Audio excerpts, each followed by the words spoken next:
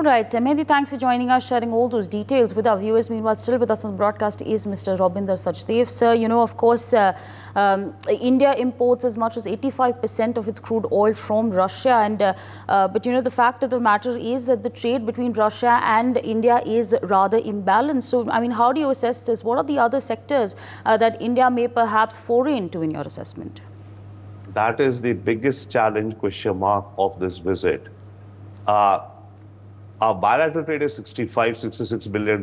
We export only about $4 billion. So about $60 billion is deficit. The big problem, and unless this problem is solved, by the way, India-Russia relations will run into trouble. Things are not so rosy as we are all looking and thinking, imagining, I would say. You know, there is about $30 to $40 billion of money of Russian oil companies stuck in India. They are not able to take that money back. The rupee-ruble mechanism has not been agreed upon. The governments of Russia and India have thrown up their hands, at least Russians, about 3 months ago, and they said, we cannot solve this problem. What this means, now, the oil company says, I want my money back. If I'm not getting my money for what I'm selling, how can I continue supplying you? So if we are not able to solve this, puzzle, the future of our oil imports with Russia will go down without doubt. Now, the way to solve this is, I think, the topmost question for both Putin ji and Modi ji. One way, I think, which it could be there is that in a big picture, some big deal would have to be made. The money of the Russian oil companies, which is lying here, could be used by a large pharmaceutical company in Russia. Gazprom or a Rosneft, the oil company whose money is here, it can sell its money to a Russian company, okay, and get payment in rubles for that money. Now, this pharma company in Russia, which buys the money from Gazprom, has suddenly 20 billion worth of Indian rupees in India. It imports large amounts of pharmaceuticals into Russia. It is a pharma company. It sells those goods, makes its own money. India can be the medical chemist back end for Russia. It needs that big kind of a deal. Otherwise, you see, it's extremely challenging. We've been trying, whoever be it, the governments, the industry, that trade should go up. It's going in teeny-weeny bits. What's $4 billion? How much would you expand? What would you expand? There are hurdles also, like language is a hurdle, big picture, right? And culture and a few other things also. Ease of doing business in Russia is not easy at all also. Okay, so minus something like this, I do not see where the deficit would even start to move. And then if I were to look forward, it would mean that the Russian oil companies would suddenly throw up their hands. They are, just imagine, it's like a Bharat Petroleum of India, okay, or an Indian oil. Okay, it is selling oil, bottom line, its business within its own country is also to make money from the oil it sells. Okay, and give that tax money to the government of Russia.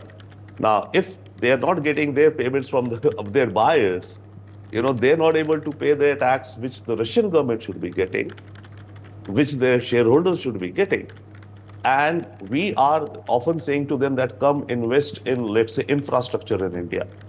Now, Gazprom says, guys, my business is oil. I do not know infrastructure business. I cannot do that.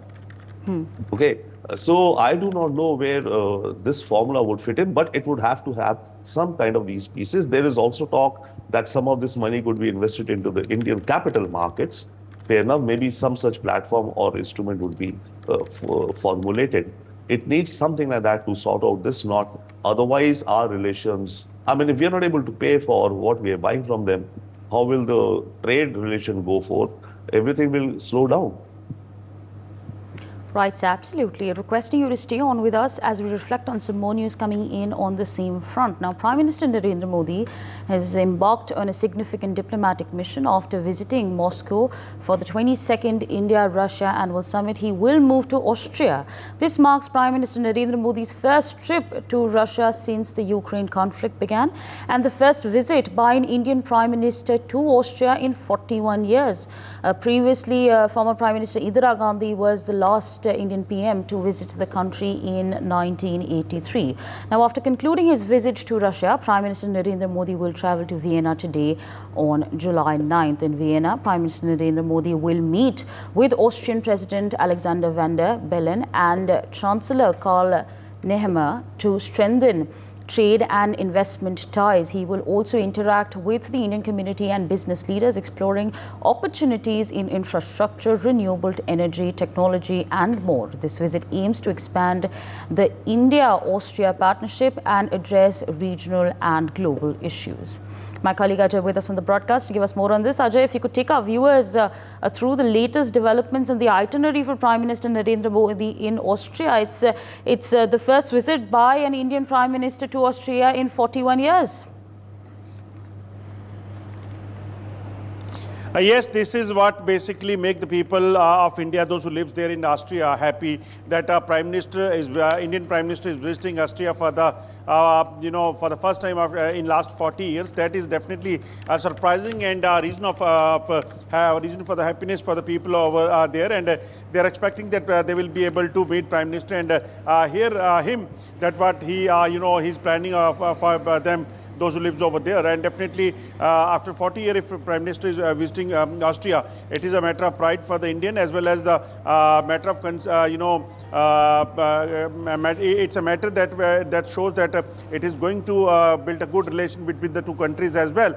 Prime Minister is on the 2-day visit. First he have reached there in Russia, where he was welcomed by the people over there, especially the Indian diaspora, those who are waiting in the hotel, and he's also going to address them. So that's why they are happy that they are going to hear Prime Minister there. And after that, he's going to Austria as well. And definitely it is going to be a very important meeting, because visit of Prime Minister, whether it is Austria and Russia, because both the countries are having a good relation with India, and it is expected that these meetings and this visit is going to improve the relation, and definitely it will help the countries to go further as far as the relation between the two countries are concerned. Indeed, Ajay, stay on with us. In fact, still with us on the broadcast is Mr. Rabinder Sachdev. Sir, of course, this is the first visit by an Indian Prime Minister to Austria in 41 years. But Austria and India have traditionally been close and friendly and have had friendly relations since 1949. In fact, more than 500 Austrian companies are involved in bilateral trade with India. So how is this partnership going to then expand and strengthen, in your view, in your assessment? I think there are several points that both countries can leverage or look at. One is, by the way, remember, in terms of culture, Austria, they had a center for Sanskrit studies, I think back in the 1850s or something since then.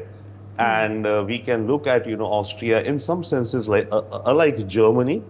Austria is very good in, engineering areas, precision engineering, especially renewable energy kind of areas, technology areas, and money. Remember, some of the wealthiest individual bankers, the Rothschilds or whoever, were from Austria or the Austrian Empire. So, in terms of our relations, I think about 10 years ago, ISRO launched a few of the satellites for the Austrians. So as our, space program gets more and more optimum for the world markets, Austria would be additional customer for us, and using our launch facilities in space and collaboration. So I think there is potential for collaboration. There are latent assets, one could say, and there is scope to, I think, enhance them. In a big picture, that's what I would say. For more such videos, subscribe to the NewsX YouTube channel, hit the bell icon.